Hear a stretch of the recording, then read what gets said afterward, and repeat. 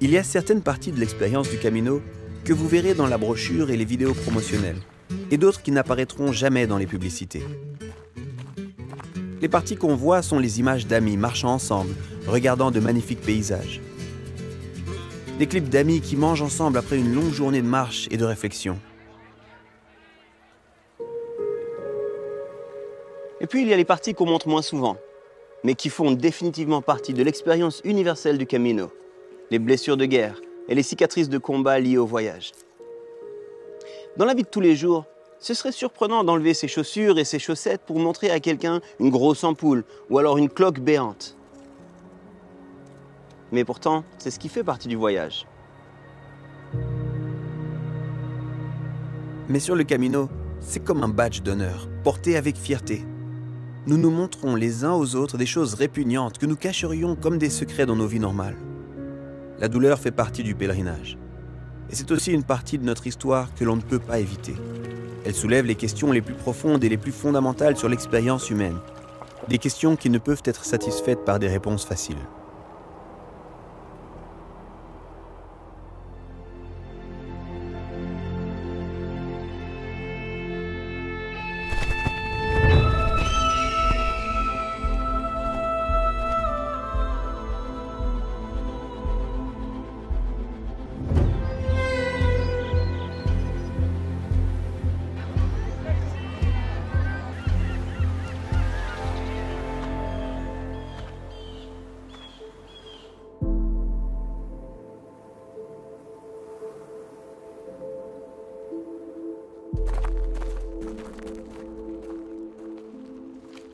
La douleur est à bien des égards, indéniable et sans réponse.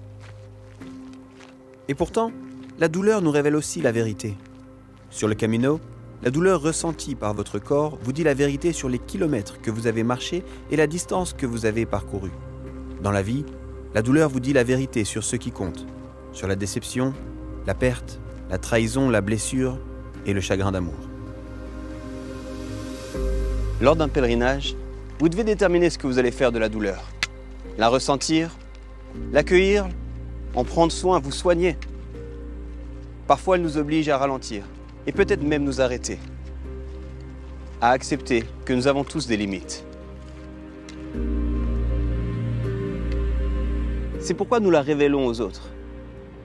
Dans l'expérience partagée de la souffrance du voyage, nous ne nions pas la douleur. Nous décidons plutôt de prendre conscience que nous la vivons tous. Et alors nous réalisons que nous essayons tous, d'une façon ou d'une autre, de vivre et d'avancer malgré tout. Dans la vie normale, c'est plus difficile à faire. Souvent, nous nions notre douleur ou nous nous en détournons en trouvant des distractions, de peur d'être les seuls à la ressentir. Nous nous sentons alors seuls, isolés et indignes.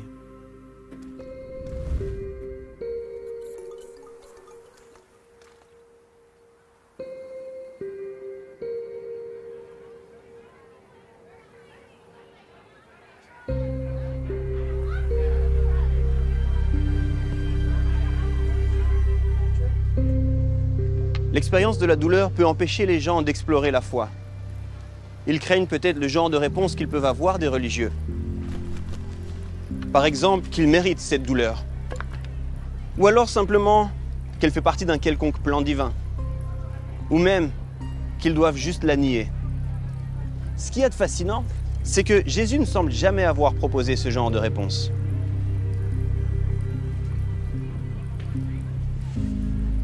Cela peut paraître étrange de parler de Noël sur le Camino au milieu de l'été. Mais vous connaissez sans doute l'histoire des rois mages qui ont suivi l'étoile à Noël, n'est-ce pas? Ils ont apporté des cadeaux, de l'or, de l'encens et une étrange substance, la myrrhe. Ce que beaucoup ignorent, c'est que durant l'Antiquité, la myrrhe était souvent utilisée comme un antidouleur, un cadeau tout à fait approprié pour une mère qui vient d'accoucher.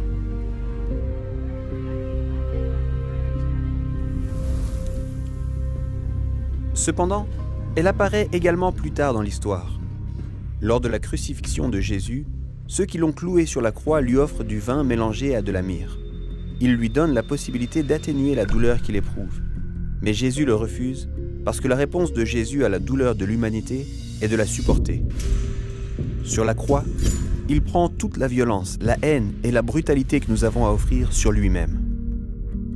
Bien avant l'agonie de la crucifixion, l'une des expériences les plus douloureuses de la vie de Jésus est la mort de son ami Lazare. Les sœurs de Lazare viennent toutes deux trouver Jésus et l'accusent. Elles lui disent « Tu aurais pu empêcher cela ». Que fait Jésus? Est-ce qu'il leur dit que tout arrive pour une raison? Est-ce qu'il leur dit que tout cela fait partie d'un plan? Non. Il pleure avec elles. Il entre dans leur douleur. Il se joint à elles pour le voyage. Il fait l'expérience de la douleur avec elles. La nuit où Jésus a été trahi, il réunit les disciples, ce que nous appelons régulièrement le dernier repas. Et avant qu'ils ne mangent, Jésus prend le rôle d'un serviteur et va de disciple en disciple leur lavant les pieds. C'est un peu comme tous les soirs sur le Camino.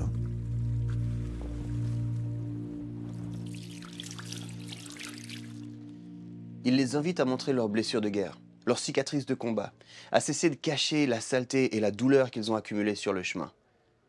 Il nettoie leurs blessures et lave leurs pieds.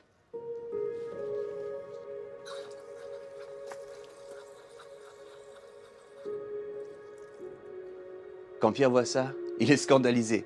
Il dit même à Jésus, « Maître, jamais tu ne me laveras les pieds. » Pour lui, c'était impensable que Jésus, le Fils de Dieu, puisse ainsi s'abaisser. Mais c'est là justement tout l'enjeu. La venue de Jésus dans le monde est la définition même de l'abaissement. Il entre dans notre expérience. Il comprend notre souffrance qu'on s'inflige à soi-même et les uns aux autres. Mais Jésus prend sur lui notre douleur. Il lave nos blessures.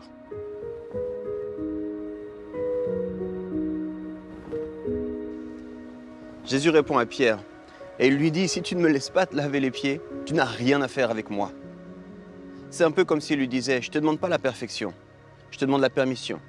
La permission d'expérimenter la saleté, les blessures et la douleur que tu as reçues le long du chemin. »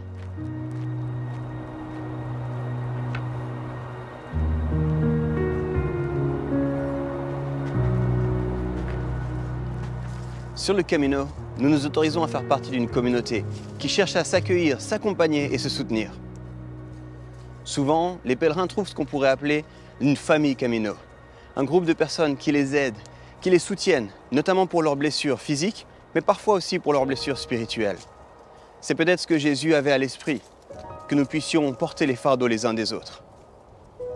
Arrivé à la fin du Camino, il n'est pas rare que les gens repartent avec une nouvelle compréhension de ce que peut être la communauté. Nous ne pouvons guérir que ce que nous sommes prêts à révéler. Sur le Camino, nous le faisons souvent volontairement. Sur le chemin de la vie, nous avons tendance à être beaucoup plus hésitants. Mais le voyage auquel Jésus nous invite, que Jacques a entrepris avant nous, se termine chaque jour par la révélation de notre douleur afin que nous puissions être soignés, réconfortés et pansés, prêts à reprendre le chemin du pèlerinage. La douleur n'est pas évitable et elle n'a pas de réponse facile. Mais la réponse de Jésus est toujours de nous rencontrer au milieu de nos douleurs.